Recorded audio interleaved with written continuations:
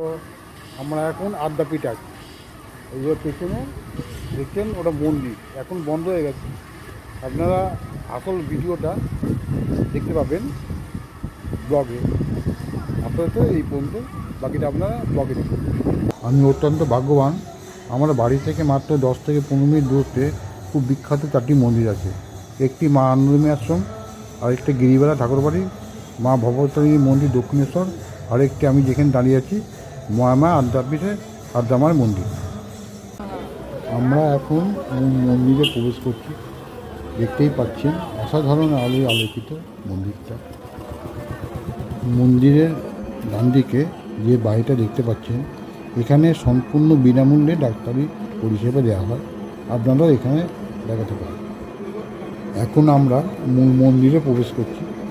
আপনারা আরতি হচ্ছে সেই শব্দটা আপনারা শুনতে পাচ্ছেন। এবারে আপনারা দেখুন অনেকগুলো শিব মন্দির আছে। এগুলো অনেকটা দক্ষিণেশ্বর শিব মন্দিরের আধুনিক। অনেকগুলো শিব মন্দির আছে, মাঝে মন্দিরে আদ্যা মায়ের প্রতিকৃতি আছে।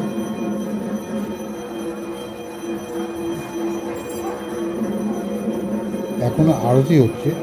যেসব ভক্তরা মায়ের মূল প্রার্থনা ঘরে জায়গা পাননি, তারা এখানে আরতি দেখতে পারেন। আপনারা অনেকেই দিনে আলোয় আদ্যাপীঠে এসেছেন, একদিন সন্ধ্যার সময় আসবেন। অসাধারণ আলোয় আলোকিত আদ্যাপীঠ মন্দির দেখতে পাবেন, যা থেকে আপনার মন ভক্তিতে পূর্ণ হয়ে যাবে। এই সিঁড়ি দিয়ে উঠলে আপনি সরাসরি মায়ের দর্শন পাবেন।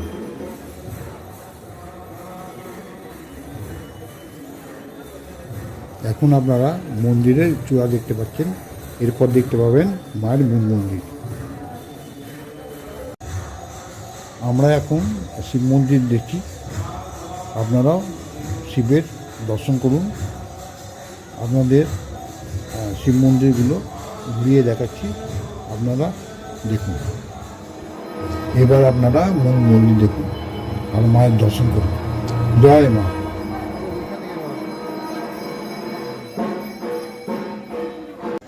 আরতির শেষে সবাই লাইন দিয়ে দাঁড়িয়ে আছেন মায়ের প্রসাদ গ্রহণের জন্য, আমরাও দাঁড়িয়ে পড়লাম। সামনের যে ঘরটা আপনারা দেখতে পাচ্ছেন, এখান থেকে দুপুরে ভোগ নেওয়ার জন্য কুপন দেওয়া হয়। মায়ের মন্দিরের পাশে দেখুন একটা শিব মন্দির আছে।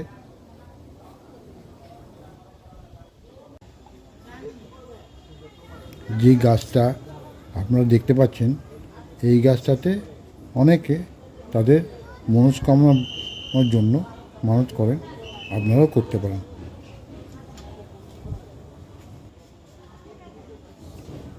এখানেও শিবের একটা মূর্তি আছে, দেখুন জল ঢালছেন একজন, আপনারাও এখানে জল ঢালতে পারেন। আমি যখন এর আগে এসেছিলাম, তখন এই যে আপনারা যে জলের ফোয়ারা দেখছেন, তখন এটা ছিল না। এখন এসে দেখছি, দেখুন কি দুর্দান্ত লাগছে। অসংখ্য ধন্যবাদ আমার ব্লগটা পুরোটা দেখার জন্য। ভালো লাগলে অবশ্যই লাইক, কমেন্ট, শেয়ার করতে ভুলবেন না। পিছনে যে চূড়াটি দেখতে পাচ্ছেন, সেটা হচ্ছে রাধাকৃষ্ণের মন্দিরের চূড়া।